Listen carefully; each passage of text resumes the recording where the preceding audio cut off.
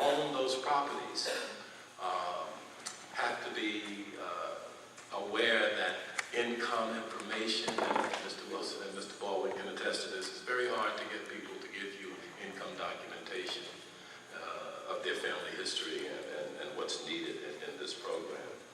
Now, we're proposing to work with those 5 communities. They are the primary communities that we have to work with. And at this point, I'd have to say that Plainfield, and I think the mayor had a lot to do with that, came through with a ready proposal that, of course, has to be analyzed a little bit more, but they were the first to come in with a proposal for the city of Plainfield. We also got confirmation from Hillside that they wanted to participate in the program. We also have confirmation from Rawway that they want to participate in the program. So right now, since it's early stage, we don't have everything together because we want input. We need that public comment period. We need to submit the basic information that we are submitting to HUD. And let me just say that these are the 5 categories of eligible uses. One is establish financing mechanisms for purchase and redevelopment of foreclosed homes and residential properties.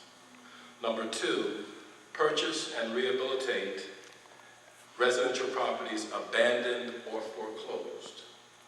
Number 3, establish land banks for foreclosed homes. Number 4, demolish blight structures. And finally, redevelop demolished or vacant properties. And I spoke to the mayor a little bit earlier about the possibilities of property that has been demolished already. If we have a future use for that land, then we can anticipate coming up with proposals and plans to develop income-eligible housing in those areas where properties have already been demolished.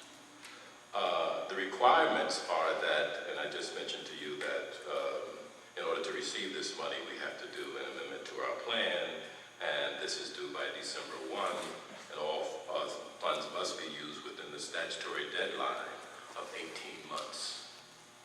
So this is another difficulty, because as Mr. Baldwin knows, you submit a proposal, and you assume that at that time you submit it, that you're ready to go.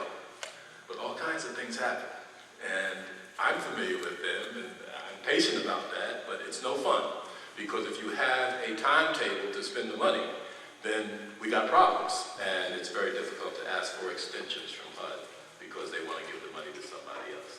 And this current administration will snatch it away from you in a second and send it to another state or something like that. So we're very concerned about that. But I do think that what we need to do, along with pursuing the county dollars that we're getting, we have to consider pursuing the dollars from the Department of Community Affairs as well in Mr. Dorier's office, because that 51 million, and we do have 21 counties, it's easy to say, well, do all 21 counties need money? No. Clearly, Morris County, is not going to have a great need.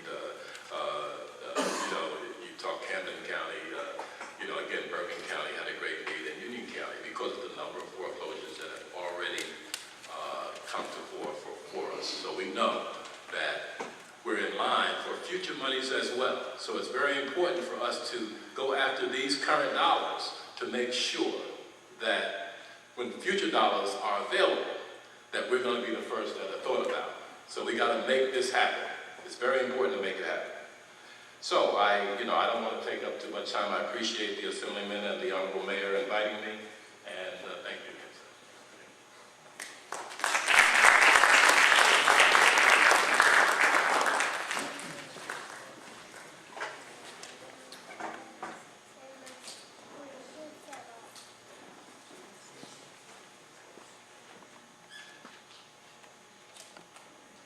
Mr. Collins, Yes, Assemblyman. like to come up, please? Yes. Mr. Collins is here this evening to represent the Department of Community Affairs. Department of Community Affairs come under my committee. Commissioner Dodori and I have been working very closely with the lot of different housing issues, and he had sent Mr. Collins here, who basically has some background in mortgages and how we do some financing. The reason why I've asked them to come to begin to kind of give you an idea in terms of a presentation, where we're headed, what we're trying to accomplish. Too often, people don't realize that you have to plan for the future.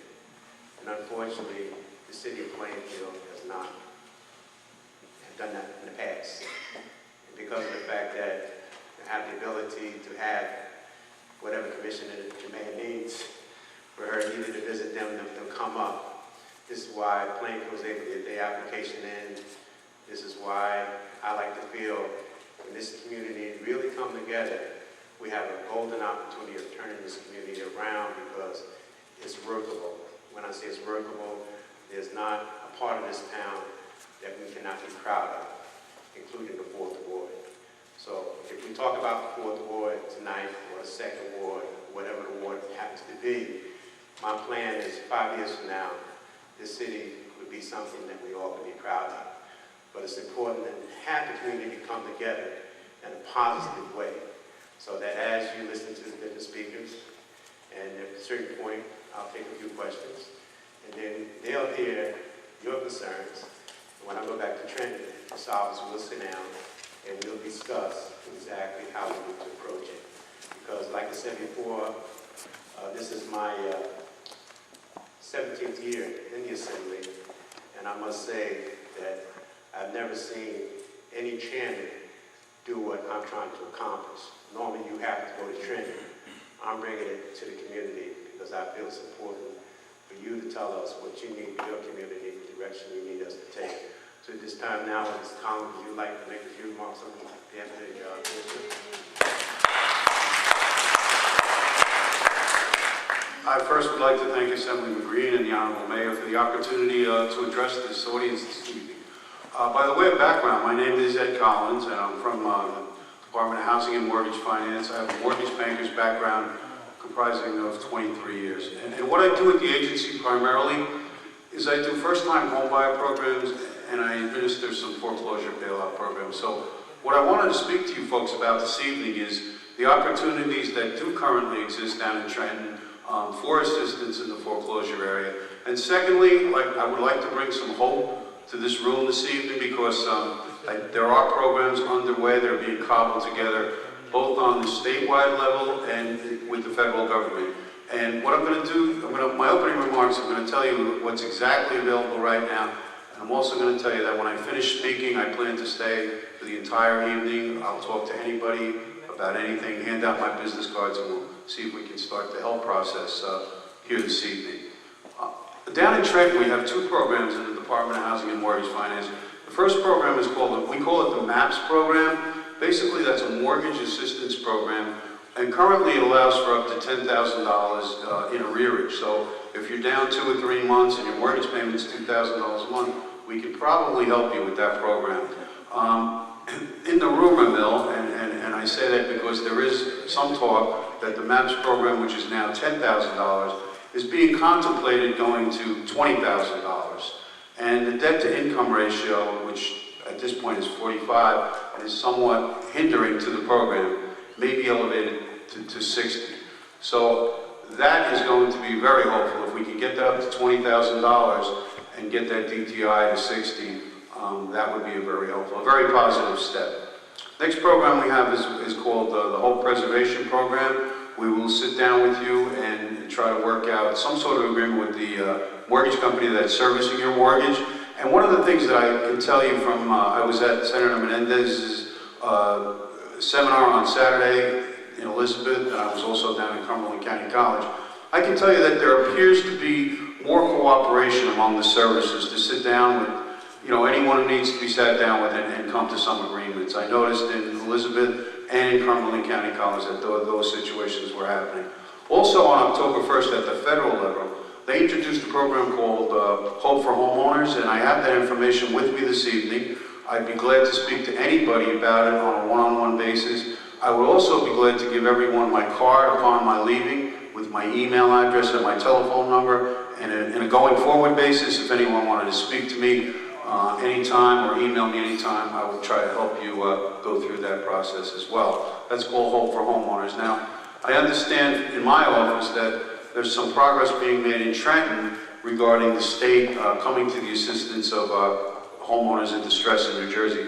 I don't have a lot of details on that program right now because I'm not sure they're available, but again, along the lines of hope, I'm hearing positive things about something going to happen in Trenton for homeowners in distress in New Jersey. So we have the Hope for Homeowners in the federal government, which is a much broader program than the FHA Secure program, which was introduced last year by the federal government. So what I'd like to impart to everyone before I leave is that there suddenly seems to be a full recognition of the significance of the problem, not only in the state of New Jersey, but all over the country. And I think that at the federal and the state level, I think people are really knocking their heads and banging their heads to really try to get the lenders to try to take a little short sale on some of these things. And I want to leave you with the feeling that I think hope is beginning to abound. So as I said in my opening remarks, I am prepared to stay here till the end of the evening. I notice there's a lot of food, so I'll be able to hang on till about 2 or 3 in the morning if necessary. But that aside, that joke aside, I am willing to stay for the evening and talk to anybody about any situation that they may have. And I thank you for listening, and I want to thank Assemblyman Green and the Mayor. Thank you very much.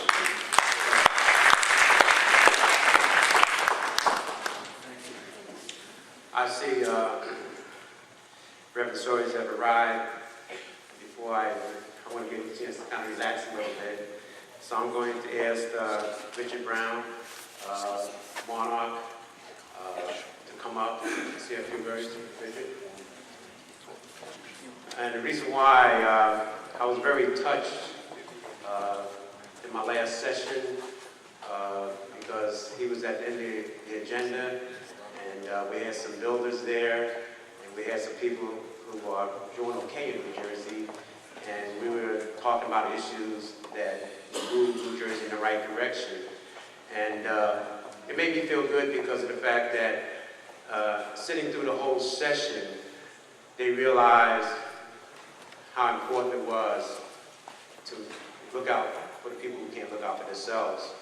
So at the end, when he came up, it was getting rather late, and the room was packed.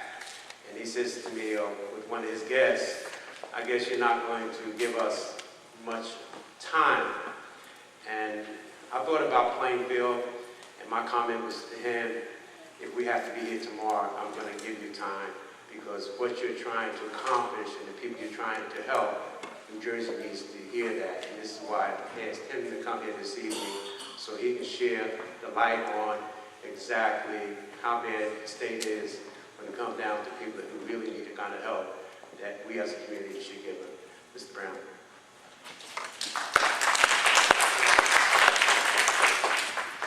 Actually, when we met at the hearing last week, I was actually the one who was agreeing with Assemblyman Green that we'd be there as long as we needed. There was somebody who spoke after me who questioned those pieces.